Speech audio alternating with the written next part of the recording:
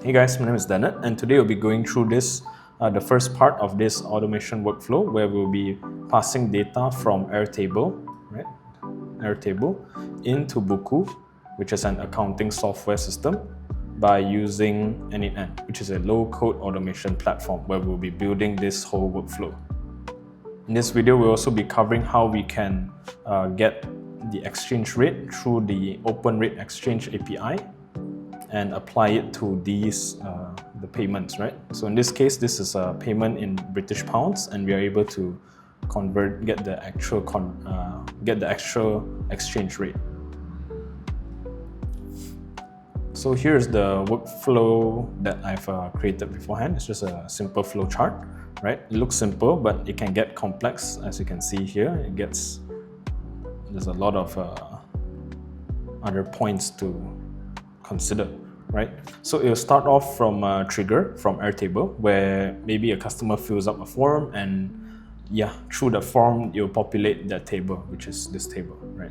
We have a form where the customer fills up and they fill up what payment method did they use, when did they pay, the amount that they paid, what currency are they, where are they from especially, and also the proof of payment, right? Which is required here as well. So after that, we'll be moving on to the next step, which is creating an invoice.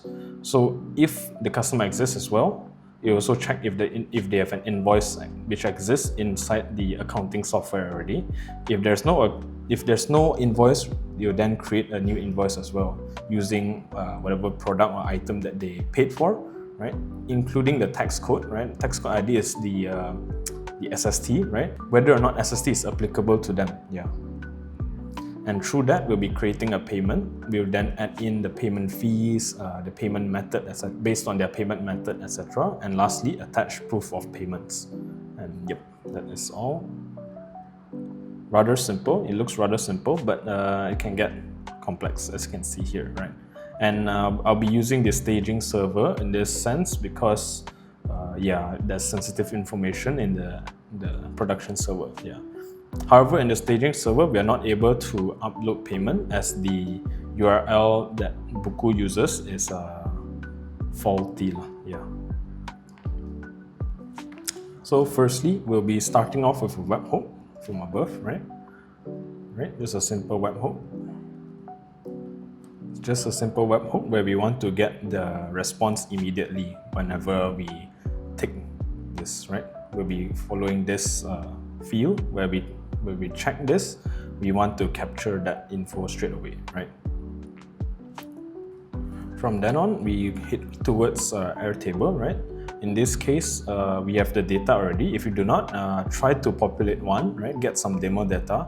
Just have their name, email, phone number, their whatever item that they bought, a random number as an amount, right? Just test data, right?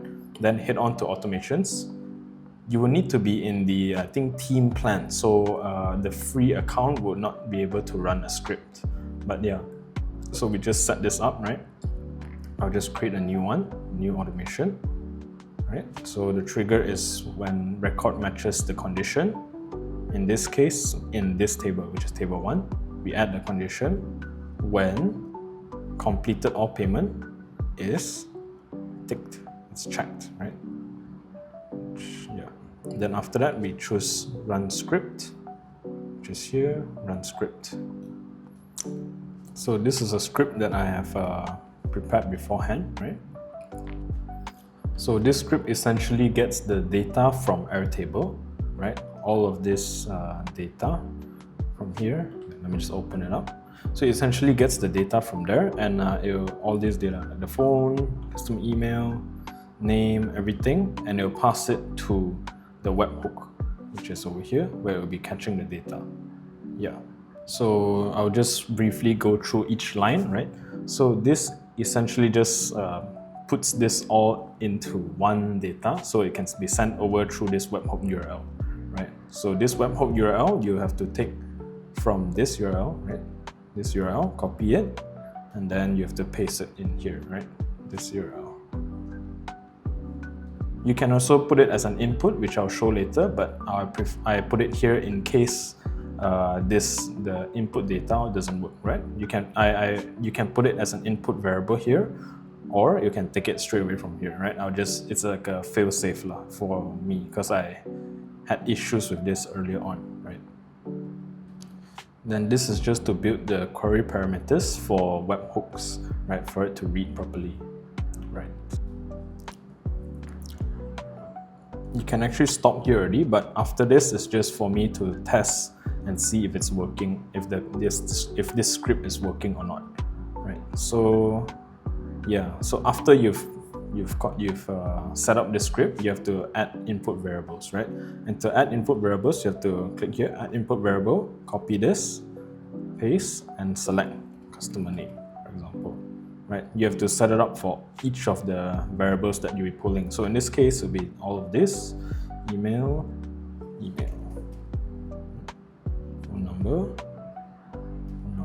phone number. Yeah, so just do it, and yeah. Right, so after you're done with all of it, right, you can test your data by clicking here, listen for test event first, and make sure that the link is being sent. Make sure the link is set here, right? You can click the link and put it here. And just click test. Oh, be sure to tick your data, because I forgot to tick it earlier. Yeah, but it will then show up here, and most importantly, you can see the data here as well inside of n8n, right? You can see the customer name, the email, right? The phone number, your product, etc. Those sort of things.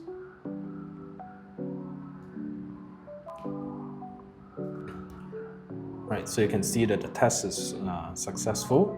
And as I mentioned earlier, I had some of these console logs just so that I can see properly whether it's defined, whether it's working properly.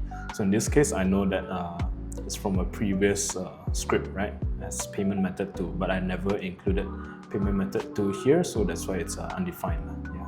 But most importantly, it's working fine already, and yep, it's showing up on n8n as well, right? You can see the customer name, customer email, their phone number, and yeah, their payment method, etc. Right, so yeah, after this, we are actually able to already pass it into the creating contact, etc. Right, getting the APIs from Buku themselves, right? You are able to already start, creating the contact, creating invoice. So as I mentioned earlier, we will be creating an exchange rate using the Open Exchange Rate API, right? So just head on to Open Exchange Rates, right? When working with all these invoicing, so say softwares, you will want to ask them what exchange rate API that you'll be using and referring to, so that your rates are the same, right? So firstly, you need to create an account in Open Exchange Rate. So in my case, I've already created. Yeah, it's just, I think you can just log in through the Google account, right? After that, head on to App IDs, right? This is, then you just have to put this into the link later on, right? So just keep that copied, right? So just head on to the documentation and just scroll down. There is this example basic API request, right?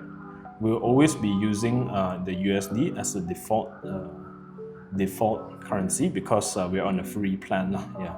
So in the free plan, I think we are able to run, let's see the usage. Yeah, we're able to run 1,000 times per month, right? 1,000 times per month. So you want to head on to create a HTTP request, right? So you want to post the URL that you created, that you saw just now, right? This URL, paste it here, and you want to insert your app ID here. So go back to your account, head to app IDs, copy it, and yeah, paste it here. That's it. You should be able to get all these currency rates in comparison to the USD. So next will be setting up the code node, right? To make sure it compares with MYR, right? Because inside the APIs already, inside these rates already, we already have MYR inside. We already have MYR here, yeah, compared to USD. So in any case, you want to see whether or not, let's say British pounds, if it is available here as well, and it should be, yeah, it's available here as well. So it should cover the currencies because it has quite a lot of currencies. So you just want to head over and yeah, I've already written this code beforehand, right? So what this does is it'll just put in the previous nodes input, right? So all of this will be read through, right? And it'll also go through all of the rates. Then it'll also read through the webhook data because we want to get the currency, right? The currency of the person. So this is just a fallback in case the currency isn't there. We'll be using MYR as a default. So we'll just so firstly we'll just let exchange rate equals to 1. So this is just in case everything else fails, we'll just make sure that the payment passes into Buku, right? So that we want to just standardize it as 1, just in case, right? Yeah, so basically this part right here, it'll tell us how much the currency is to Malaysian Ringgit. So for example, 1 USD to how much Ringgit. Because in Buku, depending on your accounting system, right? Because in Buku, we have a place where we need to identify, right, how much British pounds is equals to how much MYR. And all of this is populated by the API in itself, right? That's why we are using this code node to figure it out for us. So this is the key part of this whole calculation, right? So it will calculate how much the currency, which is British pounds, is to Malaysian Ringgit based on, you'll compare it with USD and then compare it USD with Malaysian Ringgit to find out how much British pounds, how much 1 British pounds is to how much Ringgit. So we can get the actual conversion rate between British pounds and Malaysian Ringgit. And all of this here is just for us to debug to see whether or not it's working properly, etc. So let's just try it. It should work properly. Oh, let's see. Webhook hasn't been executed. Right, let us just check back. Right, yeah, I named it wrongly because I copy pasted, right? Because this is webhook 1. Should be working now, yeah. So just like that, we are able to see we are changing from currency, which is British pounds, to Malaysian Ringgit, and we can get this rate because we will need this rate later on in Buku, right? So firstly, we'll be getting USD to MYR, USD to customer, in this case British pounds. After that, we'll be dividing this with British pounds, where we'll then get how much it is to 1 British pounds. Yep. And this is just the data that will be passing through to the next step, where we will then create the fees and SSD calculation as well as the invoicing, etc., which will be explained next time. Yeah. Right. So in this video, just a quick recap, right? So in this video, we covered writing this script to pass info from Airtable through a tick. We'll just pass through a tick into n8n, where we can see all of the data here. And then we also covered how we can get info from how we can get info from the Open Exchange Rate API, and we can get the exchange rates, the conversion rates, where we can then get it to compare it against our currency, which is in this case Malaysian Ringgit, right? Yep, that's all from me. Thanks for watching.